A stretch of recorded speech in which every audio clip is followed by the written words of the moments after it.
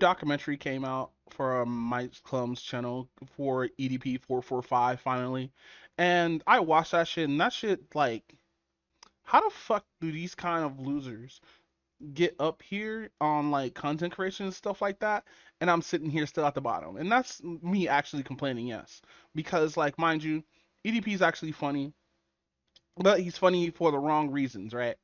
Like mind you, I always believe that YouTube always promote toxicness, or any kind of algorithm promotes toxicness, because that person's being toxic, that person being not wholesome or anything like that, will get eyes on those people. And there, mind you, there are wholesome content creators out there who don't do this any kind of shit, any of this clout demon type shit, right?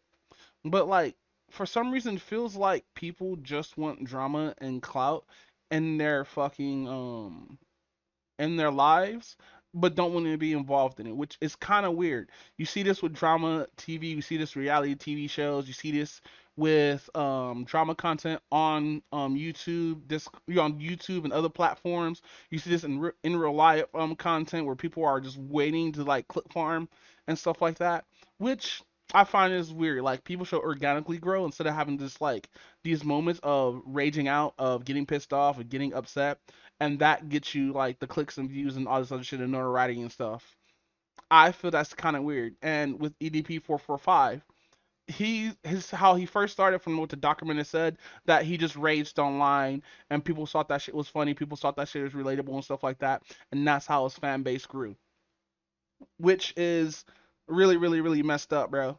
I think nobody should gain an audience unless it's like as a valid crash out. But I don't think anybody should gain an audience due to toxic crashing out.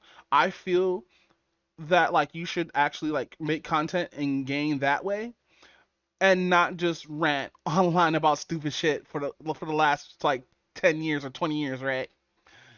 But like, as I was watching this in my head, I was like, why this dude hasn't got help? This dude should get help. This dude should talk to somebody about this so he can date older women and stuff like that, right? Which, in the middle of the documentary, I was shocked myself that he's actually willing to date older women. And I just think it's just being alone, and that's what it is, and that's why he's doing this, which is not something you should do if you're alone, right? Just talk to adult women. If you're an adult, talk to adult women. It's not that hard. It's really easy nowadays. But nowadays, with given the misconceptions of what we see online pushing into real life, we get this misconception of, oh, if I talk to those women, I might be seen as a creep, stalkers, incel, all this other shit, right? Which EDP is actually an incel, deadass. He himself admitted that he was an incel in the documentary because he got rejected by a woman and he crashed out because of that. Like there are other ways to talk to women, to meet women, especially when women vibe with you. Like a lot of women are not gonna vibe with you because they're gonna look for a certain dude, right? Especially like if you try to go into the alt culture and everything like that. A lot of women do not like the women of their own race or outside their race. They're gonna stick to what they want, and that's fine. The same thing with guys too. They're gonna stick with what they want. Talking to people and everything like that on and offline became more difficult because of the bullshit that's online and like the fucking bars that people set and shit like that, right? Like I remember I grew up in the era of no scrubs, with kids singing no scrubs. Don't you know what the fuck that means? Bitch, you both stay with your parents. Chill. But like that pushed on into our culture has in, if you don't have this, that, and the third. And I understand like nobody doesn't want to be with anybody who's broke all the time. I'm always broke. So like I feel that, or I can't have a woman or anything like that because I don't have money. Mind you, I got proven wrong every single fucking time when it was this mindset or whatnot, right? Because people want to like who they like. But with EDP's case, this nigga's just plain old nasty, and there's no reason she should go after anybody under the age of 21 if you're in your late 30s or late fucking 20s. You should stick within your age range of 21 and up. I don't care like if you don't like anybody who's 21. I don't care if you're going to go for 18-year-olds. I still think 18-year-olds are gross myself because they're still teen in their name. Like mind you, what about 20-year-olds? I don't give a fuck about a 20-year-old. I don't give a fuck about a 19-year-old. But that's besides the point. With EDP and everything like that, it doesn't seem like he doesn't have a learning disability or anything like that. It doesn't seem like he's like part of the short bus crew like I was, or anything.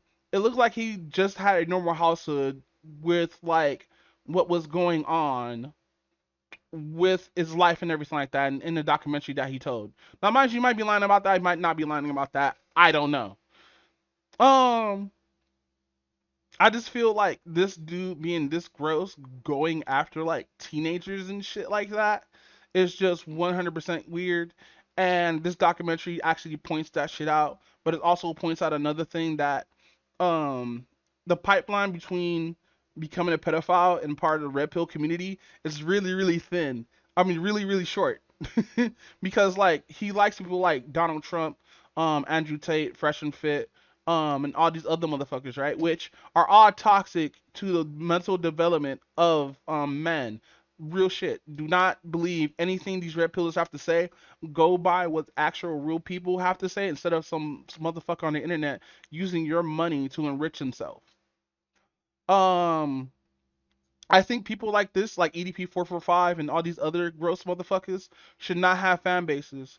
These motherfuckers should fucking just be kicked off of all these platforms. Should get notified through like the chain of command to get this nigga off the fucking streets and all this weird ass shit. Because like, mind you, even though close to the end of the documentary, um he ends up finding a girl who's 40, who's in her 40s, right?